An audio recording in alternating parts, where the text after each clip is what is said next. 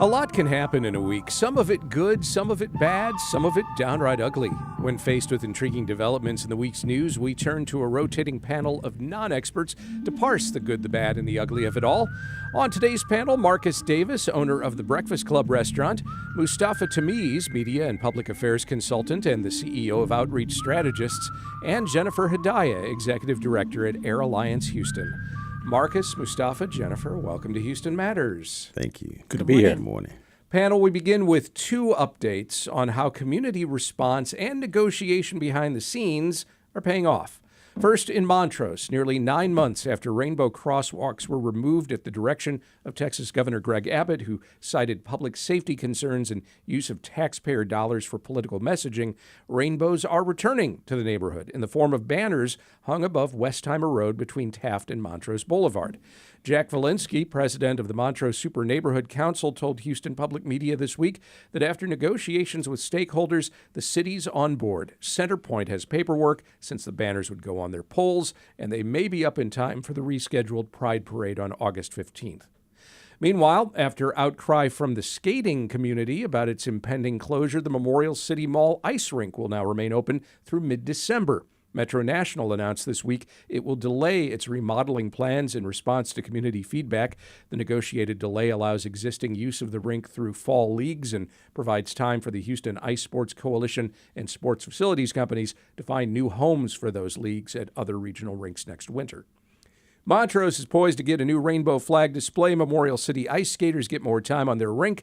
Is this good, bad, or ugly? Marcus Davis, start us off. You know what? I think this is good. It's refreshing. It's good to know, that things can still happen if you let your voice be heard, if you organize, if you work with your community to get the desires of your heart in a world where, as Mustafa and I were just talking, in a world where things seem to be leaving our hands from a federal standpoint, where we don't have control over what's happening. But it's good to know that right here in our local community, we still can control.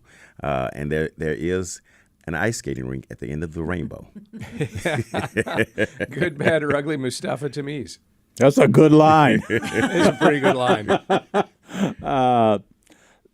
I think it's good. It's great, right? We could have this big conversation around culture wars again. But rather than that, I think this is a good navigation of culture war, right? We figured out a way to make a statement. The conversation allowed more people to understand the issue and figure out a creative way to have the city that we want, right? So I think that Jack Valenti, the whole gang there, hats off, great work. And then in terms of the ice skating rink, there's this kind of are we ever going to have a hockey team in town or not, right? So it's not going to be at the Memorial. Well, it won't be. Yeah, no, it won't be at the Memorial City Ice Rink, but there's plenty going on there. Yeah, but in order for kids to do it, you got to experience it. We were also talking about this stuff kids need an opportunity to experience life, right? And so in Houston, Texas, if you can skate on ice, then we may be inspiring the next generation of people. So I think it's really good. I think all that stuff, I'm happy about it. All right. Good, bad, or ugly, Jen Hadayia. So I have a little bit of a mixed feeling. I agree. I think both of these stories are good, but they're both frustrating in different ways. So to start with the Pride banners, I do think it's wonderful. I think it's great that we are beautifying this historically LGBTQ neighborhood with a representation of gay pride. But it's frustrating that it took a 30-year-old city ordinance to make it happen. As I understand it, there is an ordinance on the books from 1995 that allows certain neighborhoods in Houston to post banners on their roadways, even though banners were specifically mentioned in the earlier ban. So if the Houston banner ordinance allows pride banners now, despite what DOT and the governor said before, couldn't the city have simply updated the banner ordinance to include banners and crosswalks? That way we would have saved taxpayer dollars to remove a crosswalk that had already been paid for by taxpayer dollars to install it twice before. It seems to me that this administration's first inclination is to back down in response to political pressure rather than stand up for and look for solutions to what Houstonians want. And I think that's a lesson for the ICE ordinance, too. So now, okay, hard turn, or I wish I knew an ice skating term to say, hard turn to ice skating. Okay, so twice in the last year, this same indoor ice rink caused a mall-wide evacuation because it was leaking ammonia. Ammonia is used to keep ice frozen, but it's also an air toxic, and exposure to it can cause eye and lung irritation. So they had to evacuate the mall twice and close the rink, we thought, permanently. So I can only hope that the rink's owners have permanently addressed the mechanical failures that caused these 2 leaks. I do think it's a good thing. It's a great thing to listen to your customers, but you can't do so in a way that puts them in harm's way. That was a good twirl. That really, There really we go. was. I was trying like a figure 8. That's not right. A sow cow? That's something, right? Okay. That is a thing. Pirouette. That is a thing. But those are great points. And I think you're onto something. I'm just wondering. I couldn't help but think, can Craig ice skate? That's what I was really thinking Oh, about. of course. Really? Yes. I knew Have it. you been He's- to that he's a Galleria hockey- ice He's a skating hockey rink? guy. That's where I went. So here's the thing. If I had just learned to skate backwards and stop, I am telling you, I was this close to the National Hockey League. There you go. Oh, wow. There we go. You heard it here live. That's right. GBU. Future ice skating field trip.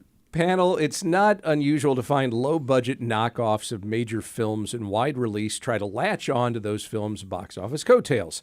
This week, though, we saw a variation on the strategy as Christopher Nolan's epic The Odyssey has now arrived in theaters. So has a trailer online for another film called Odysseus the Fall. But you don't have to watch long to conclude something doesn't look quite right. That's because the entire trailer and the film it is promoting is AI derived. No actual live actors, no sets, nothing real about it at all. But waves crash, a horse stares dead-eyed at the screen, so do some of the virtual humans. The Odyssey is in theaters now. Odysseus the Fall will be available for AI slop enthusiasts for digital streaming later this summer. Is this good, bad, or ugly, Mustafa? Surprisingly good. I've been thinking a lot about this AI topic. I've started a Substack, Signals and Systems. And so the signal in this is that the creative economy is evolving again, right? I remember, I started, my very first job was working for a company called Broadcast Arts. They were an animation shop. And they did the Pee-wee Herman Playhouse, and they did the Raisin Bran commercials, all of that stuff. And I remember dozens of graphic artists sitting down and hand drawing every frame. And that's really how I got started. I did the 1099 payroll for that shop. And they used to draw stuff up and go like, "This is my invoice." And I'm like, "That's not an invoice." You draw the invoice? Thank you for your service. And then, we saw Pixar come out, and all of the animation began to get done. And then now what you're seeing is the next wave of this tool, right, that's been built for this. So I think content is easy and more can be created, but judgment and taste still are relevant, right? And they're still the creative part of it. So I think as we see this, we're going to see more of this kind of environment where how do people use these new tools? But you still have to have judgment. You still have to have trust. People still have to want to see the story that's behind it. And so there's not any short of volume of stuff, but there's going to be a shortage of trust and taste. You might be making an assumption there is a story to watch, but Maybe, I tell you, think about this. Somebody had to think like, this movie's coming out. I got to get this done by this schedule. If I do, then I can ride this wave, right? Like this is monetized, right? So somebody actually thought through this whole thing, and that's a story. Maybe not the good story in terms of the movie, but that's a story. Good, bad, or ugly, Jen Hadayia. I have a similar thought, but full disclosure, I have tickets to see Christopher Nolan's The Odyssey today, which I bought weeks ago in anticipation of the film. But I did also watch the trailer for this AI-generated film, and I have to tell you, the dead-eyed horse is probably the most lifelike character in the entire trailer. It actually looks the most real, which is pretty surprising. I intentionally, personally, do not use generative AI. I work for an environmental organization. I have deep concerns about generative AI's environmental impact. So we just don't use it. But I fully agree. I'm not naive or ignorant to the fact that generative AI is changing the landscape for many professions, not the least of which is filmmaking. There was a time where, shooting an entire feature-length film on an iPhone was considered not conventional. And I don't think we bat an eye at that anymore. So I think exactly what Mustafa's saying is true. Is this the next frontier in filmmaking? I don't know. I do know, I did read that this particular film is the first completely generative AI created feature film to be officially selected for a mainstream film festival. So there is some acceptance starting to happen here. And perhaps it will meet a need for some filmmakers. Maybe it's more accessible, cheaper. It may meet a need for some film goers. It's shorter, streamable, I'm not sure. But at the end of the day, and the reason I bought tickets to see Christopher Nolan's film weeks ago was that we go to the movies because of the people behind the camera and the humans in front of the camera. And I don't know if generative AI will ever meet that need. All right. Good, bad, or ugly. Marcus Davis. This is odd. You get it? You get it? Was that? Did that pass? I got it. Odyssey. I got it. No, it is. It's odd. So my son texts the family yesterday saying, "Hey guys, the Odyssey is coming out. Y'all should go see it. It's gonna be really cool because the cast is dope." There. Those were his exact words. Yep. And so when we start talking about movie, and I have an appreciation for technology. Had a long conversation this morning with a friend of mine where we were talking about who's getting lost in the technology shuffle, including the AI, but not just the AI, but all of the advancement of technology. And it was mostly talking about the elderly who will get left out in the moving forward. Now we're talking about human beings, artists, actors, maybe left out in the future. And I can appreciate the advancement of technology, but give me a good old movie. I mean, we go to the movies for a reason. Yeah. You say it, right? We can pop popcorn at home, but it's the nostalgia of seeing my favorite character doing, some great work with big old greasy bucket of popcorn in an overpriced seat.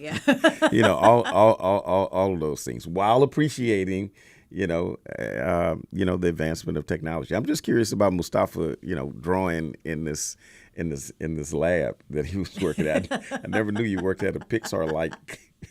I mean, before it was Pixar, this was hand drawing, right? Like people sat, draw frame by frame by frame. Yeah. And so the tools are changing, but as Marcus and you said, judgment doesn't change, and trust, right? Like you go to Christopher Nolan because you trust what he's producing, right? And I think that's not going to go away. I would add human connection to that too. I mean, you are connecting to other human beings through this medium and to a story that's universal. So Absolutely. I agree with that too. I trust that because I did not, like you, purchase my tickets weeks in advance. She's an early adopter. That I am not going to be able to make it to an IMAX screening this weekend because there probably aren't going to be any seats. Go at midnight. Well, that's a good idea.